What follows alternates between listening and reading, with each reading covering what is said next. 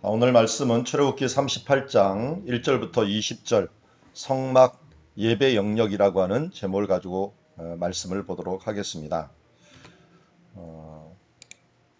앞에 우리 38장을 보면은 세 가지 정도를 만드는 장면이 나옵니다. 번제단, 물두멍, 그리고 뜰이라고 하는 이 장소를 만들게 되는데요. 이 말씀이 중요한 이유 중에 하나는 이 모든 부분들이 성도들이 실제적으로 예배할 영역이라는 것입니다. 우리 번제단이라든지 물두멍이라든지 또 뜰은 성도들이 직접 가갖고 보는 장소이고, 그다음에 성막 안으로 또 이 성소라고 하는 곳에 들어가면 그 제사장만 보는 것이고, 또 제사장 안에 지성소는 대제사장들만 1년에 그것도 한 번 들어가는 장소라서 거룩함의 구분이 있지만, 그 구분 중에서 이 뜰의 위치에 있는 물건들을 지금 만드는 과정을 보고 있는데요. 번제단과 물두멍이라고 할 수가 있습니다. 자, 먼저 번제단을 만드는 걸 보게 됐습니다. 이 부분은 이미 27장에서 언급을 했고 그대로 이것이 제작되는 모습을 보게 됩니다. 번제단이라고 하는 이름이 우리는 그냥 한 단어로 되어 있지만 원어로는 미츠베아흐 하올라라고 하는 말로 되어 있는데요.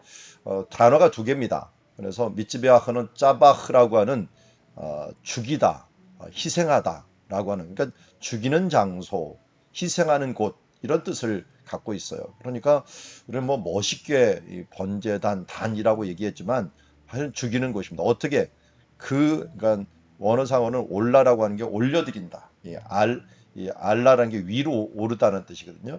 그러니까 그 올려드리는 곳, 그 올려서 올리기 위해서 희생하는 곳이다라는 뜻을 갖고 있어요. 그 우리가 하나님 앞에 예배 드리는, 그러니까 이스라엘 백성들이 구약에서 예배 드렸다 하면은 예배 기본이 되는 게 이 번제단에다가 태워 드리는 거죠. 이것은 매일같이 드린다 그래서 상번제라고 했고요. 하루에 아점 시간에 한 번, 또 점저 시간에 한 번, 이렇게 두 번씩 이렇게 하나님께 드리면서 제사를 드리는 장소, 모든 것을 태워드리는 장소였죠. 그래서 레위기 가면은 제사의 5가지 종류가 있는데 그 중에서 제일 먼저 말씀드린 게 번제단위로 하나님께 온전히 올려드리는 헌신을 이야기하고 있습니다. 그러니까 한마디로 예배의 기본은 헌신이다 하는 것을 알 수 있습니다. 그래서 우리가 예배 드리러 갈 때 우리의 마음과 정성과 뜻을 다하여 하나님께 예배 드리고, 또 여러분들이 준비해 가장 소중하다라고 하는 물질이라든지 우리들의 마음들을 함께 드리는, 그러니까 함께 올려 갖고 드리는데 어떻게 돼요? 죽여서 올려 드리는 거예요.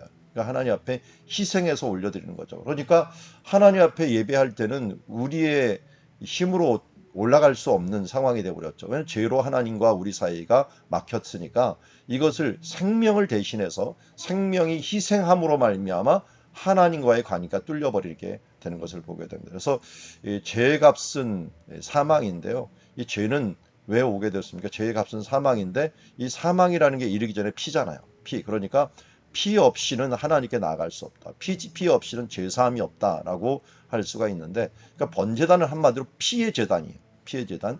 피를 흘려갖고 그곳에 죽여서 그곳에서 태워서 하나님께 올려드림으로 하나님과 우리 사이가 연결되는 장소이고, 여기에 있는 이 그 예배, 이들의 그 피를 흘려가 드리는 이 시간에 드려지는 그들의 마음과 기도를 그 어떤 면에서는 향으로 얘기합니다. 그래서 향으로 이것을 받아갖고 하나님께서 이것을 올려드리는 것을 보게 됩니다. 그래서 27장 출애굽기 27장에 보면은 이 번제단 얘기 나오고 갑자기 향 얘기가 나오는 장면이 나옵니다. 이런 부분들은 서로 연결이 됐다고 할 수 있는, 물론 뭐 관유라고 하는 기름으로 나오게 하는데요. 이제 하나님 앞에 세워드리는 것들, 이렇게 향이 중요한 것은 우리들의 기도와 함께 연기가 올라가는데 그 연기가 또 향으로서 승화가 돼 갖고 이 향을 여기서 이 불에서 향을 가져다가 금제단이라고 하는 금단에다가 하나님께 드리는 것을 보게 됩니다. 그래서 나중에 지금은 이렇게 만들 때는 먼저 금 분향단을 먼저 만들었지만 하나님이 설계도를 둘 때는 어떻게 됐어요? 맨 처음에 번제단을 만들고 나서 그 다음에 금제단을 만들었습니다. 왜냐하면 금제단에게 드려질 번제단이 없으면 금제단이 필요가 없는 거예요. 금제단은 어떤 실체가 아니라 성도들의 기도를 드려지는 장소이기 때문에 여기서 하나님 우리의 피로써 하나님 앞에 간절히 예배하는 것들이 드려지는 부분들을 봅니다. 자, 이곳에 중요한 것이 또 하나가 있죠. 네모 반듯하게 하면서 그 뿔이 있어요. 뿔을 네 모퉁이의 뿔이 있습니다. 그래서 뿔이 블레셋 사람들의 도성이었던 가드라든지 에그론 있는데요. 특별히 에그론에서 이 뭐 발견된 그런 제단들을 보면요, 모두 뿔이 있긴 있어요. 제단에 분향단이 발견했는데 분향단에 있는 이 제단에는 뿔이 두 개만 있어요.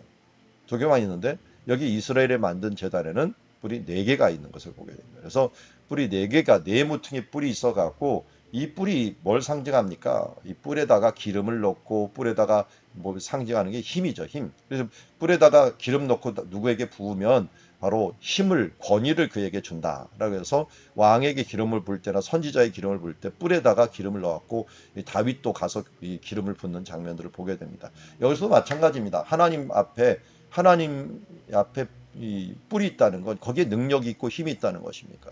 그러니까 우리의 가장 큰 힘은 뭡니까? 하나님 앞에 예배 드리는 거예요. 예배하면서 기도하면서 하나님께 드리는 것이 정말 이 세상에서 가장 큰 힘이고 또 그 뿔을 붙잡는 자들에게 일단 죄 사함의 은혜를 베풀어 주시는 것들은 그 뿔에 있는 그 제단에서 바로 희생의 제사 또 이 피의 제사가 드려지면서 1차적으로 우리를 갖다가 코팅을 해주는 거죠. 이 죄에 대해서 간과해 주시는 하나님의 은혜가 있기 때문에 가능한 것입니다. 그래서 이렇게 번제단은 하나님께 올려드리는 희생의 제사가 있는 장소요. 우리가 하나님께 나아가는 가장 큰 통로이기 때문에 우리가 예배라고 하는 것들이 얼마나 소중한가 하는 것을 기억해야 됩니다. 예배에 힘이 있고 예배에 생명을 걸게 되면 예배를 통해서 하나님과의 관계가 연결이 되고 또 예배를 통해서 이 하나님께서 은혜 주시고 예배를 통해서 능력 있는 삶을 살 수 있다 하는 부분들을 여기에서 말씀을 하고 있습니다. 그래서 이걸 이제 하나님께 예배드리기 위해 갖고 이 조립식으로 만들 뿐만 아니라 위아래 분리돼 갖고 만들게 하면서 우리 뭐 바베큐 트라고 비슷하게 만들었지만 속이 비어 갖고 하나님 앞에 온전한 제사를 드릴 수 있도록 만들어 놓은 것을 보게 됩니다. 그래서 성막 기구 중에서 단일 기구로는 가장 큰 기구죠. 5규빗이니까 길이가 5규빗, 너비도 5규빗이 되고요. 높이도 3규빗이 되니까요.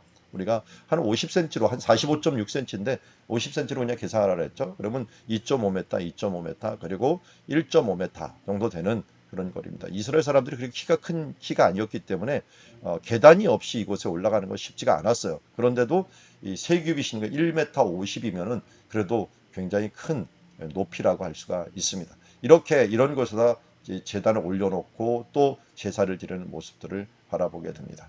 자, 이제는 8절에 보면 물두멍을 만들어요. 물두멍, 노수로 물두멍을 만드는데요. 성막 제조 방법에 보면 물두멍 만드는 것이 앞에 있는 번제단은 27장에 나오고요. 물두멍은 30장에 나와요. 그러니까 조금 이따 나올 9절부터 나올 뜰을 만든 다음에 물두멍을 만들어요. 이게 물두멍 그러니까 어떤 제사의 도구가 아니라 거룩을 위해서 만들어 놓은 도구라고 할 수가 있죠. 그래서 여기서는 설명하고 있지만 30장에서는 만약 물두멍에서 씻지 않고 하나님께 나가면 죽음을 맞게 될 것이다. 죽음을 면하기 위해서라도 씻으라고 얘기하죠. 그러니까 하나님은 거룩하신 분이기 때문에 너희도 거룩하라라고 했고 하나님께 나아갈 때는 우리 얼굴을 보살피면서 나가는 우리가 뭐 씻어도 우리가 거룩하겠습니다. 그러나 하나님 앞에 어떻게든지 거룩하려고 노력하는 그 모습을 보고 하나님께서 우리를 받으시고 예배하러 나간다는 거예요. 그래서 여기에 얼굴이 비춰질 수 있도록 물도 있지만 물 밑에 이 노수로 했는데 이 노시 뭘로 했다고요? 여인들의 거울. 이 성막문에서 수종을 두는 여인들이 있는데 그 여인들이 거울로 만들었다. 그러니까 그만큼 반짝반짝해 갖고 얼굴을 비칠 수 있도록 만들었다는 것입니다. 말씀이 무엇입니까? 우리들의 거울 아니겠습니까? 말씀이 창조되지만 1차적으로 이 말씀입니다. 어제도 우리 주일이었는데 여러분 말씀으로 우리 몸을 우리의 삶을 한번 거울로 삼아 보셨는지 모르겠습니다. 노수로 만든 거를 그 당시에는 노시 가장 반짝반짝하는 것이었으니까 그걸로 거울로 만들었는데 우리의 삶을 한번 이 물두멍을 통하여 돌아보고 그 다음에 제사장들이 어떻게 돼요? 그 제사와 그 은혜를 가지고 그 향을 가지고 어떻게 가는 겁니까? 성막으로 돌아가는 거예요. 그러니까 성도들이 제사를 드려가고 하나님께 예배를 드리면 그 성도의 그 향을 가지고 향을 가져갔다가 그 불을 그 향에다 태우고 그 향을 가지고 성소에 가고 성소의 금단에다가 놓는 게 되는 것입니다. 그래서 이 불, 하나님께서 이 불은 어떤 불이에요? 나중에 보면 아론에게 번제단에 직접 불을 내려주셔요. 그러니까 거룩한 불씨가 있는 거죠. 하나님께 내려주신 불씨에다가 성도들의 기도가 섞인 불씨에다가 그 불씨를 향에다 태워갖고 그걸 하나님께 드리면서 제사장은 무슨 역할을 하는 거예요? 이 천사들이 나중에 오면은 제단에 있는 향을 가져다가 이 금단에 붓더라 하는 것이라고 말씀하고 있는데, 천사들이 하는 것들을 제사장이 하는데, 다만 사람이 하다 보니까 우리가 할 수 없으니까 물두멍을 만들어 갖고 깨끗하게 씻은 다음에 하나님께 나아가는 거룩의 모습으로 보게 됩니다. 우리가 이제 왕 같은 제사장이 되었습니다. 우리는 어떻게 해야 될까요? 말씀으로 항상 우리의 거울을 보면서 깨끗한 모습으로 하나님께 기도하고 하나님 앞에 나아가는 거룩한 산제사로 드려지는 삶으로 나가야 될 줄 믿습니다.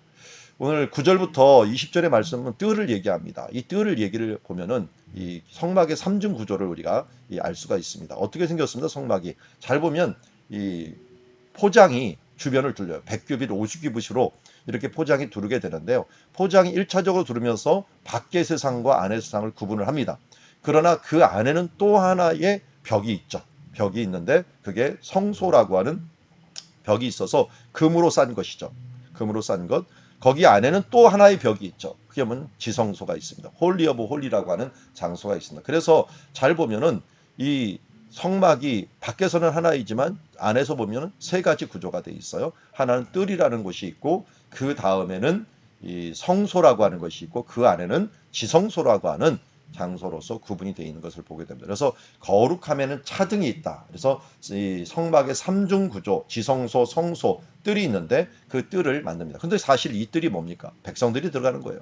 일반 사람들이 들어가는 것이고, 이 제사장이 들어간다고 하지만 이 제사장은 어떻게 보면 천사를 의미할 수 있다는, 우리가 이 머물 수 있는 곳이 바로 이 뜰입니다.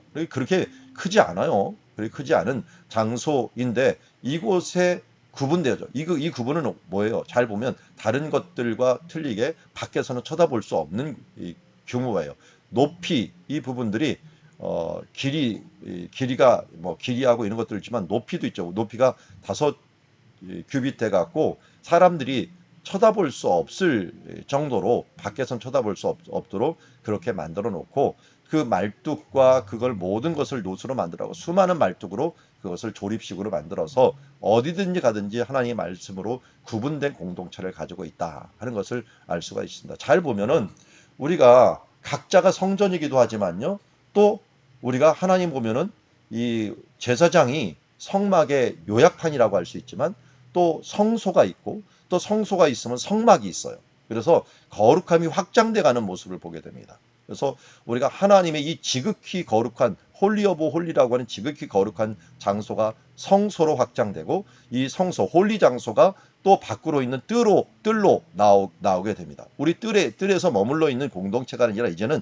여기서 은혜 받은 하나님의 사람들, 이 거룩하게 된 정수 사람들이 예수님의 명령을 따라서 또 증인으로 확장돼가는 공동체, 이것이 바로 교회라고 할 수가 있습니다. 그래서 먼저는 하나님의 그 거룩함이 흘러넘쳐서 우리가 이 하나님 앞에 거룩한 존재가 되어서 밖으로 나가는 것. 우리가 예수 그리스도의 보혈의 공로로 이제는 이 거룩하게 된 사람들, 이제 이 하나님의 은혜 받고 예배 드리고, 이제는 세상과 등지고 사는 존재가 아니라 이 거룩함을 전파하는 증인으로서의 삶을 살아야 된다. 과거에는 그냥 이 방어하기에만 급급했다면 이제는 하나님 앞에서 이 거룩함을 번져가는 공동체. 그래서 잘 보면은 이 느헤미야서에 보면은 맨 처음에는 성전 만드는 게 수룹바벨 중심으로 만들었지만, 느헤미야는 뭘 만듭니까? 나중에 성벽을 만듭니다. 성벽을 만들고 나중에는 이 성벽이 더 확장되는 공동체로 점점 나가는, 하나님 나라의 확장을 향하여 나가는 모습을 보게 되고요. 사도 바울도 전도 여행을 할 때 이제 예루살렘에서, 그리고 안디옥에서 갈라디아로, 갈라디아에서 또한 아시아, 그리고 유럽으로 넘어가고 로마로 넘어가서 땅끝까지 이르러가는 예수님의 이 명령대로 예루살렘과 온 유대와 사마리아와 땅끝까지 이르러 내 증인이 되라 라고 하는 이 말씀이 한편으로는 이 지성소에서 성소로, 성소에서 바로 뜰에서 세상 끝까지 나가는 하나님의 자녀가 되라는 말씀을 보고 있습니다. 번제단, 물두멍, 뜰, 이것은 한마디로 우리의 예배의 처소요, 우리의 하나님과 대하는 최고의 장소입니다. 오늘도 번제단을 통하여 하나님 앞에 희생의 제사, 피의 제사가 되신 예수 그리스도, 그분으로 인하여 우리가 하늘문이 열렸다는 것을 다시 한번 생각하고 예수 그리스도의 이름으로 나아가는 자녀 되게 하옵시고, 또 하나님께 나아갈 때 우리 천사들이 또 제사장들이 이 거룩함을 입었듯이 오늘도 말씀의 거울에 우리의 삶을 비춰보는 자녀들, 그리고 이제 하나님의 지성소가 성소가 되고 성소가 뜰이 되었듯이 우리가 예루살렘과 온 유대와 사마리아 땅끝까지 이르러 하나님의 증인되는 삶을, 거룩함을 모든 사람들에게 번져 나가는 주님의 자녀가 되기를 주 이름으로 축원합니다.